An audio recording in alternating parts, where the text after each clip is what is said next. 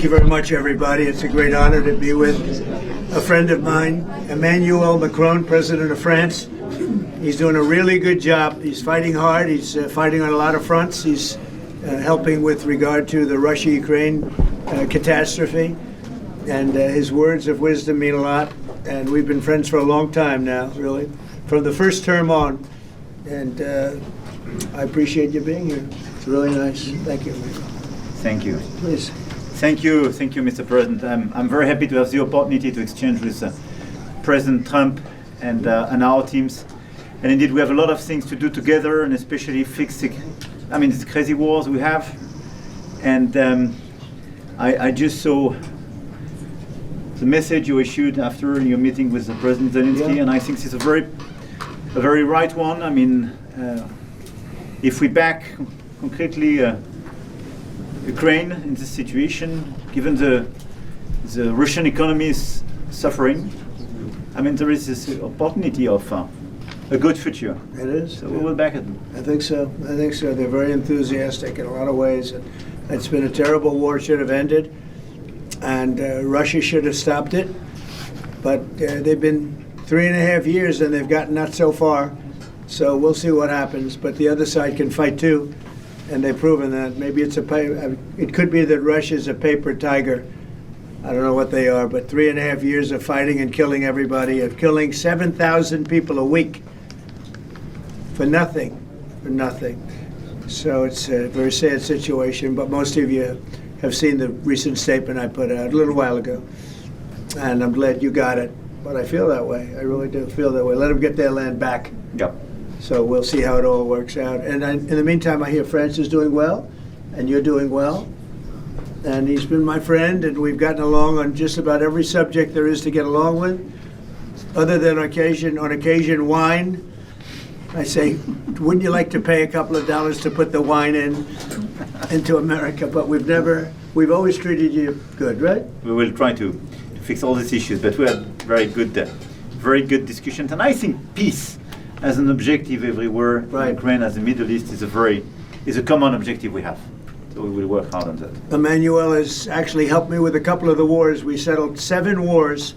The biggest disappointment, but I think that'll happen eventually, is the Ukraine and Russia situation. But we've settled. I thought that was going to be the easiest one because of my relationship with Putin, but unfortunately that's it. Relationship didn't mean anything, unfortunately. But when I needed some advice and when I needed some help in terms of a country in that part of the world, you were always there. And you helped me settle some of these 7 wars. I'm very proud of the 7 wars, but you helped me settle them, and I appreciate that. Thank you. Thank you very much. Any questions for the President? President Macron just said that if you want the Nobel Prize, you should put an end to the war in Gaza. What's your response to that? Well, they say that all together. I mean, it's Gaza, it's Russia, it's everything. I think Gaza is going to come along. We're going to have a very important meeting, and my next meeting actually is going to be very important with leaders in the region. And we're going to talk about Gaza. We're going to see if we can do something about it. We want to stop that. We want to get our hostages back, or their hostages back. We've gotten all of the American hostages, as you know, and Alexander, all of them have been back. Steve Witkoff's done a great job, and Marco always, and everybody. I mean, we have Scott got involved and strongly involved, and from a financial standpoint, we're doing some things that are pretty good. We put Iran out of commission, very important. That was called the bully of the Middle East, and they're out of commission. Now we're going to have a meeting today. I think it's going to be a successful meeting with all of the leaders of many of the biggest, I would say the most important countries having to do with Gaza, indirectly and directly. And that's going to take place just in a little while. So I'm sure you'll be there, and we could have an outcome very quickly. What is the recognition of Palestine as a gift to Hamas? Well, I think it honors Hamas, and you can't do that because of October 7th. You just can't do that. But we want our hostages back, and we don't want them back in 1s and 2s and take the next 2 years to do it. We were the ones that got the hostages back. And I always said, I told Steve, I told Marco, I was always saying the last hostages are going to be the toughest ones. But you can't honor them by doing anything like you suggest. All you can do is say, we want our hostages back, and we want the war to end. We're going to want it to end. But you always have to remember, people forget October 7th was one of the most savage days in the history of the world. There's never been anything like that. We're talking about babies being sliced in half. You're talking about young children having their heads chopped off. You can't forget that. Would you recognize Palestine if the hostages And were just back? perhaps to make it clear on that, I think it's why yesterday 11 countries did recognize Palestine. Not as, I mean, it was not a decision taken like that, neither by UK, nor by Canada, nor by France.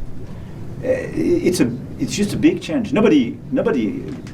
President Trump is totally right. Nobody forgets the 7th of October.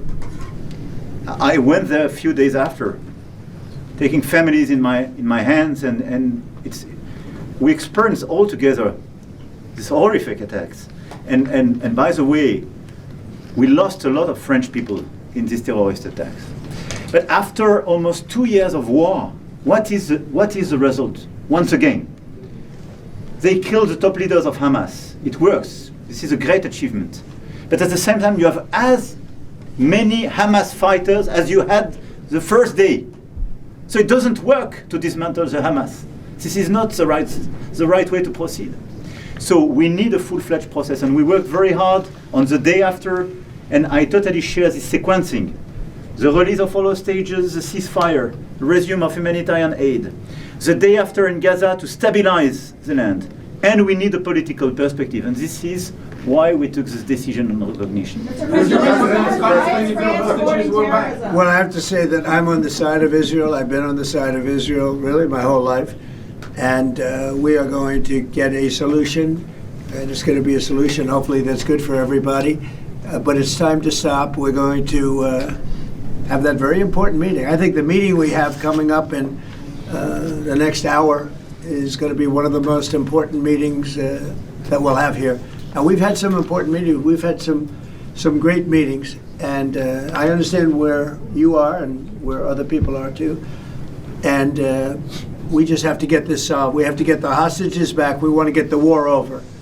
That's very important. We're going to end the war, get the hostages back, and we want them all back. We don't want to have one and then we'll give another two in about 3 months from now. We've been doing that for a long time. And in all fairness, we've gotten a lot of hostages back. But you have 20 hostages and you have probably 38 bodies, dead bodies. And the people that I see, and I speak to Israeli families. I was speaking to American families before, but we got them back. But I speak to Israeli families, and they want the son who died. They want their dead son back as much as though he were alive. And it's an amazing thing to see, and it's a horrible thing actually to witness, but I've seen it a lot. So they have 20 hostages, they have 38 dead bodies, and we have to have them back, and we have to have them back immediately. Thank you very much, everybody. Thank you, Brad. Thank you, Brad.